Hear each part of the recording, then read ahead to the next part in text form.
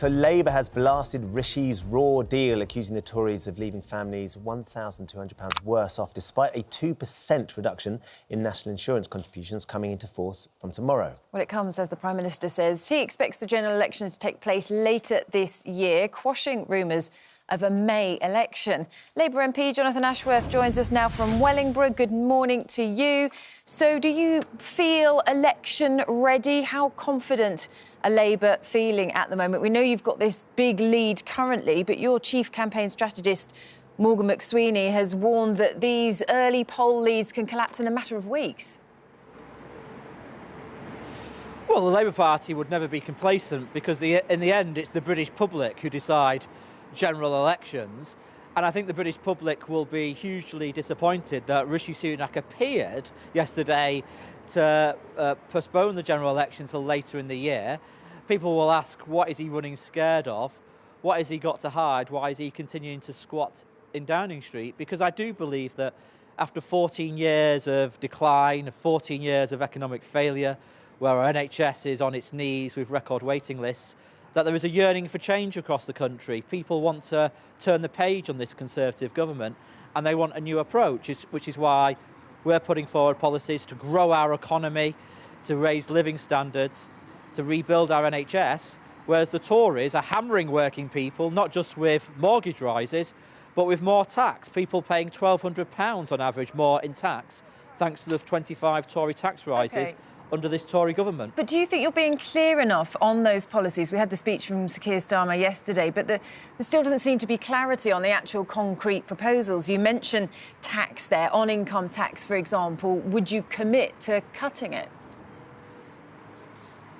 Well, first of all, we would never be reckless and irresponsible with the public finances. We're not going to make uncosted commitments. That's what the Conservatives did 14 months or so ago, and they pushed the economy off a cliff. It led to a run on pension funds, and many of your viewers paying their mortgage as a consequence of that. But we are putting forward. I don't understand. I'm sorry to interrupt, Jonathan, but we want to get as much from you as we can. When you say you're not going to make uncosted commitments, I mean, surely you've had time to try and cost up these commitments. You've now been given an indication that the election's probably going to happen at the end of this year. You were expecting it to happen in the spring. What the viewers want to know is, what is Labour's position on income tax? Are you going to be reducing tax for them? Well, taxation is a matter for the Shadow Chancellor, and we do believe that the tax burden on working people is indeed too high. So you're committed to reducing that then? Commitments. No, we're not making uncosted commitments. We want to grow the economy. Why haven't you costed these commitments, though? Living standards. Can you understand everyone's confusion? You were expecting it to come in the spring. There was ideas that the election could come in the spring. That's a matter of months away, and you still haven't costed up what it would cost to make those commitments. Because before that election, which is now sounds like it's being pushed back because Rishi Sunak's on the run, there's going to be a budget from the government and possibly another fiscal event. So we would need to make an assessment on what the public finances look like when we inherit them. We need to look at the books. So we're not going to make uncosted commitments before we've had the chance to look at the books. But we are putting forward a detailed programme for government. So, for example, if there's a young couple watching Good Morning Britain this morning who want to get on the housing ladder, then I can tell you that a Labour government will reform the planning rules, and that will mean 1.5 million more homes. And if that young couple wants to start a family, then there will be free breakfast clubs in every primary school for their children.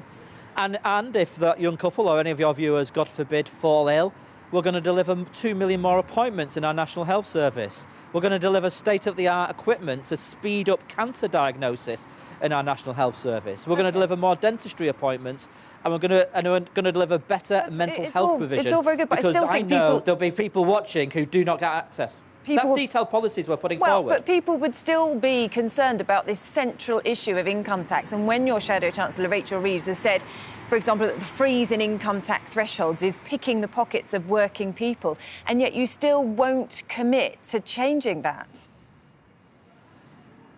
But the problem here is, of course, is the reason why there's been 25 Tory tax rises and people are paying £1,200 more in tax on average is because we've had such poor economic growth. We've not had a clear economic plan from the Conservatives for 14 years. We want to put in place, and will put in place, a detailed economic plan to grow our economy, to raise living standards. And when you grow your economy, from the proceeds of the growth, you can then invest back in your economy and tackle some of these issues that you're highlighting. Okay. But we're not going to make, having not seen the books, uncosted, unfunded commitments. That's irresponsible. We know what recklessness does to the public finances. It means people's mortgages going up. Yeah. And we'll always be the party of sound money and a prudent approach to the public finances. OK, I mean, you mentioned the NHS as well previously. Let's just talk about that. I mean, one of the most important things is we get the junior doctors back on the wards, off the picket lines. I'm assuming that you're not going to commit to the amount of money that you would be willing to offer them in terms of doing that. Where are Labour with the scenario? Because very shortly, it could be in 8 months' time, it could be in 10 months' time. This could be this could be a problem for your government to have to deal with if you do win the election. Well, we don't want this industrial action to be going ahead. It impacts patient care. And the demands of the junior doctors, we accept that they cannot be met. But in the end, this will only be resolved through proper, meaningful negotiation between the government and the trade unions, and they've got to get round a table. They've got to hammer out a deal, because it's patients who are suffering. Jonathan Ashworth, can I ask, the government at the moment have a policy that the junior doctors, if they're on strike, they will not sit round the table with them and discuss a deal. Do Labour support that, or would Labour actually sit down with them, regardless of whether they were striking or not, and try and hammer out an option? Look, when we know patients are suffering because their appointments are being cancelled or they're not getting the care that they deserve, this is not a time for grandstanding. This is a time for rolling up of sleeves and getting people around a table and hammering out a deal. And it's incumbent upon ministers to get the trade unions in now, immediately, and hammer out that deal so we can avert any more further industrial action, because we should always be putting patients first in the NHS. We've had a huge reaction this week to the situation with the Post Office, the Horizon scandal. It follows the ITV drama, Mr Bates versus the Post Office. Can we get some clarity from you on what Labour's position would be about this? Because obviously there are still calls for all those victims to receive compensation. Is this something that Labour could commit to by the end of 2024, that those victims would be getting the redress they're due? Well, I mean, you're right to raise it, because I've been watching the drama, and it is both heartbreaking and makes my blood boil when you see what decent, hard-working people, honest people were put through by the Post Office.